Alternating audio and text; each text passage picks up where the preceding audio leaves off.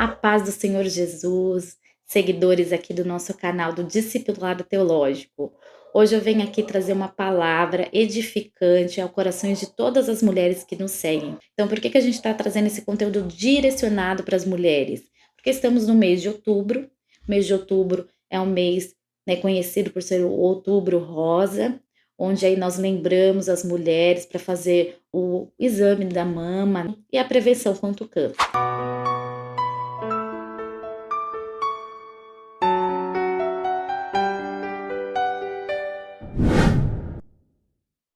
Então eu quero trazer aqui para vocês uma passagem, né, de 2 Reis, capítulo 4, versículo 8, onde eu vou falar ali sobre a mulher sunamita.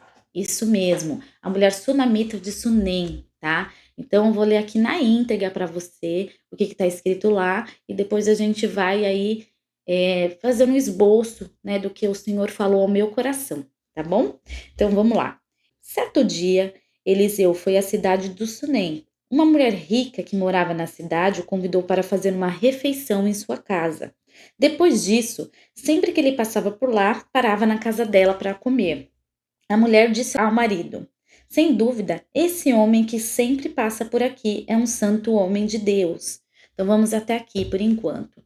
Então, o que eu quero trazer com essa palavra? 7 princípios que a gente aprende com essa sunamita. Então, o que é princípios? É um conjunto de regras ou preceitos morais, tá? Que a gente pode aplicar e devemos aplicar nas nossas vidas, ok? Então, vamos lá. O primeiro princípio que a gente aprende aqui é o discernimento. Então, no versículo 9, quando ela diz, ele é um santo homem do Senhor, o que faz ela ter essa percepção? Se você olhar para trás, com certeza esse profeta Eliseu ele fez muitas coisas para ser consagrado um profeta, considerado um profeta do Senhor por muitos, né? Então, se você olhar lá para trás, quando Elias foi, né, levado por carruagens de fogo ao céu, o manto dele caiu. Então, na mesma hora, Eliseu se pegou, né, rasgou a roupa do corpo e pegou o manto de Elias, né? Então, logo em seguida, ele vai atravessar o Rio Jordão. Então ele repete uma coisa que ele viu Elias fazendo, que Elias tocou com o manto no Rio Jordão e o rio se abriu. Então naquele momento, só 2 pessoas tinham feito isso, né? Moisés, que abriu o Mar Vermelho, e Elias, que abriu o Rio Jordão e passou. Então ele tem assim uma ousadia tamanha que ele acabou de catar o manto de Elias, ele toca, né, ali no Rio Jordão e ele fala, né, onde está o Deus de Elias? E na hora o rio já se abriu. Então, com certeza, esse feito dele foi se passando de pessoa para pessoa, né? Porque os profetas que estavam do outro lado do rio viram Elias fazendo isso. E com certeza isso chegou aos ouvidos dessa sunamita. E não foi só isso. Se você olhar lá mais para trás, né, lendo os textos, você vai ver que teve uma passagem que tem uma água salobra, Eliseu torna água potável. Então, também foi um grande feito, né? E tem uma outra passagem também, Eliseu está andando e os jovens começam a rir dele porque ele era calvo. E ele amaldiçoou esses jovens. Imediatamente, quando ele amaldiçoou aqueles jovens, 2 ursas saem do bosque e mata 42 adolescentes. Então, para você ver como Deus honrava Eliseu naquela época, porque as pessoas que zombaram dele, aqueles jovens, adolescentes, foram mortos. E também tem a passagem da viúva que todos devem conhecer, né? Uma viúva pobre, onde o marido tinha morrido. E quando Eliseu está passando ali, ele ajuda aquela viúva, né? E ele fala, né? O que posso fazer para ajudá-la? Perguntou Eliseu. Diga-me o que você tem em casa. E ela diz: Não tenho nada, exceto uma vasilha de azeite.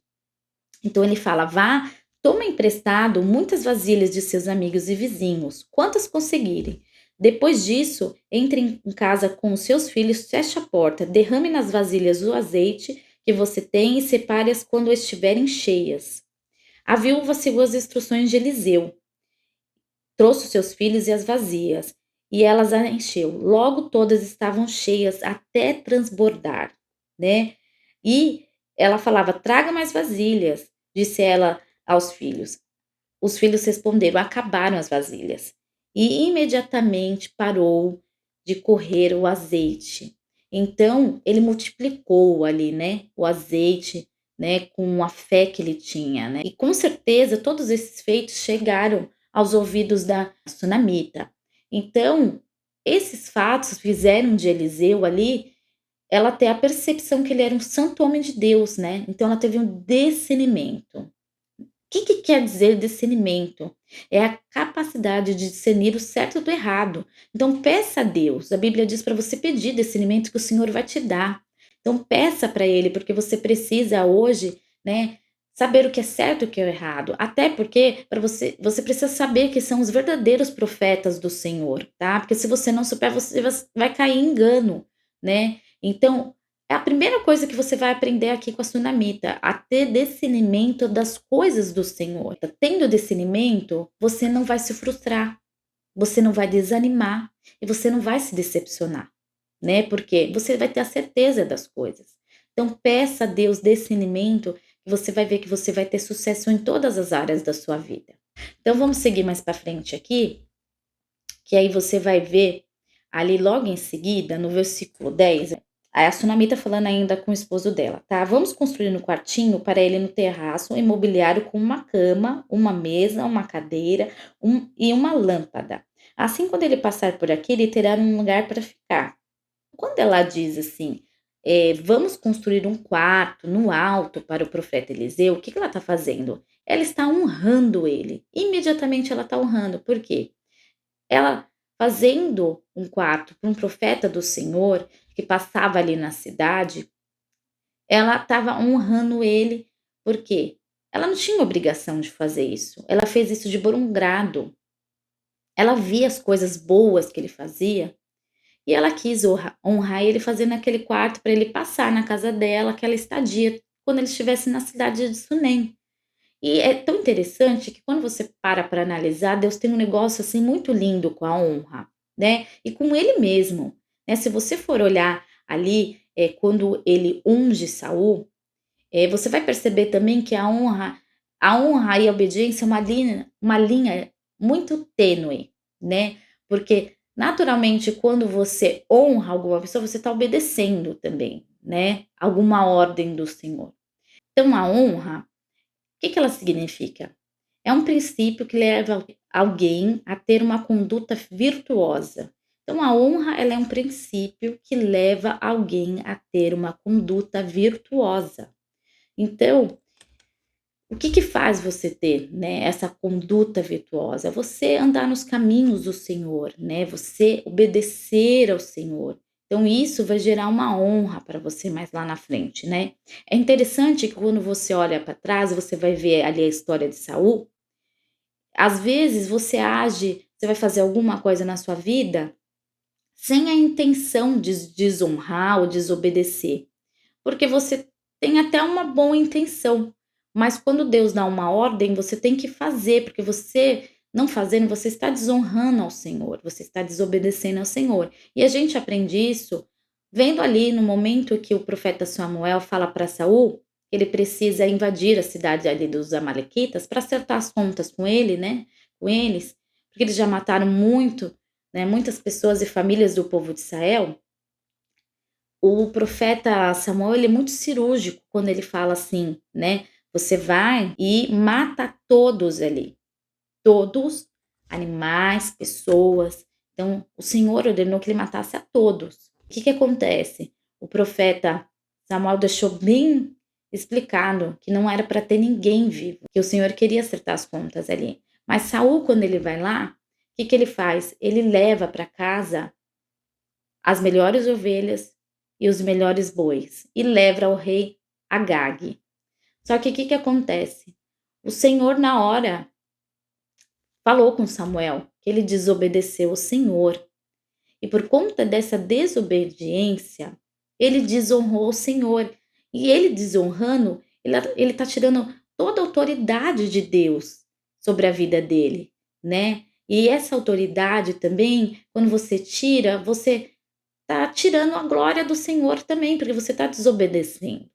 Então, quando Samuel chega para Saul e fala: Por que que você não matou a todos? Ele fala: "Não, porque eu quis trazer o melhor para sacrificar ao Senhor". Então, no fundo, quando você olha, ele tinha até boas intenções se fosse com os nossos olhos, mas os nossos olhos são impuros. Nós não temos a justiça do Senhor, a gente não tem ainda, né, o grau de santidade, de justiça do Senhor é muito elevado. O Senhor, na hora, ele desobedeceu uma ordem. O que que o profeta Samuel fala para ele? Fala: "O que que o Senhor prefere? Sacrifício ou obediência?" Porque se você desobedece, você está desonrando ao Senhor. Então o Senhor, ele tem um negócio, assim, muito forte com a honra, porque quando você obedece, você está naturalmente honrando ao Senhor.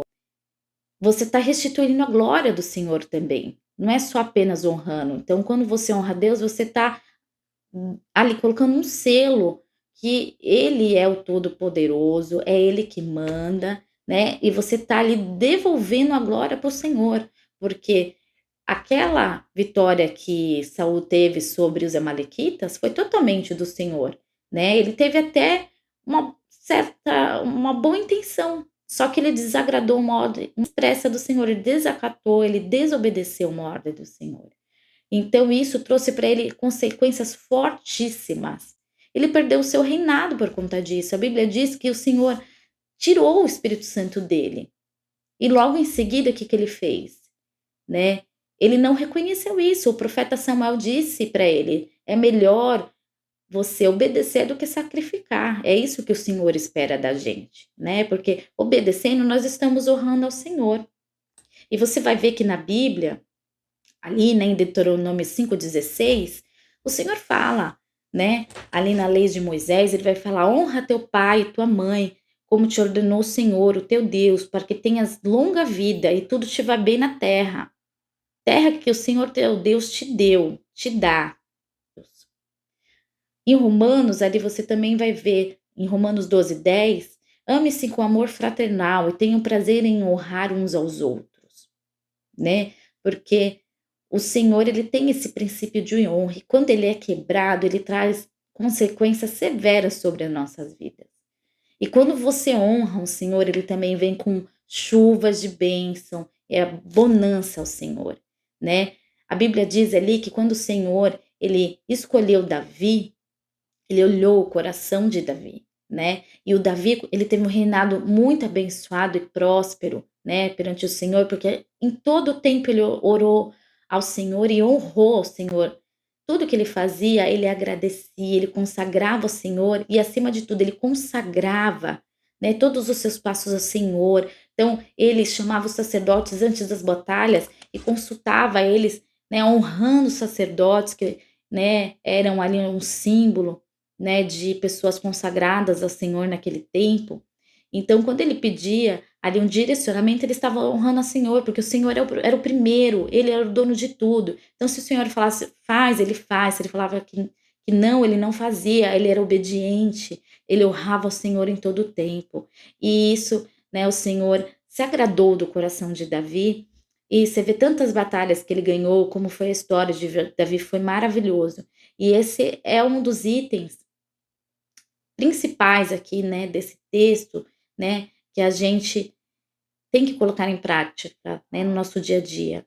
Devemos honrar o Senhor e todos aqueles que o Senhor deixou aqui para nos auxiliar, né, nos liderar. Então honre o teu pastor, honre a tua família, honre os teus pais, né, que é um mandamento aqui, né, para que te vá bem na terra. Então aprenda com esse princípio de honra. Honre, né, aqueles que você tem servido, honre o seu patrão, né? Que o Senhor, ele vai te recompensar. Com certeza é melhor obedecer do que sacrificar, né? É melhor você honrar do que desonrar, tá? Então eu vou parar por aqui. E se vocês gostarem, compartilharem, tiver assim muitos views aqui, a gente vai vir com os outros princípios para você, mulher, aplicar na sua vida, no seu dia a dia, para que você tenha aí, né, dias mais abençoados, né, que essa palavra te edifique, te transforme, que ela venha ser liberada aí para o seu coração, né, que a palavra do Senhor venha vir de encontro com aquilo que você tem buscado, tá bom? Porque sem transformação não adianta nada, né? que a palavra do Senhor venha nos transformar dia após dia. Amém? Fiquem na paz. Um abraço a todas vocês, mulheres. Então compartilha, comenta, se inscreva no canal, tá? E é muito importante deixar o seu comentário. Diz aí se você gostou, tá? Que os próximos princípios tá muito bacana também. São 7. Eu falei os 2 primeiros princípios, tá? E tenho mais aqui, que o manto foi grande que Deus mandou aqui, tá bom? Um beijo a todas, fiquem na paz.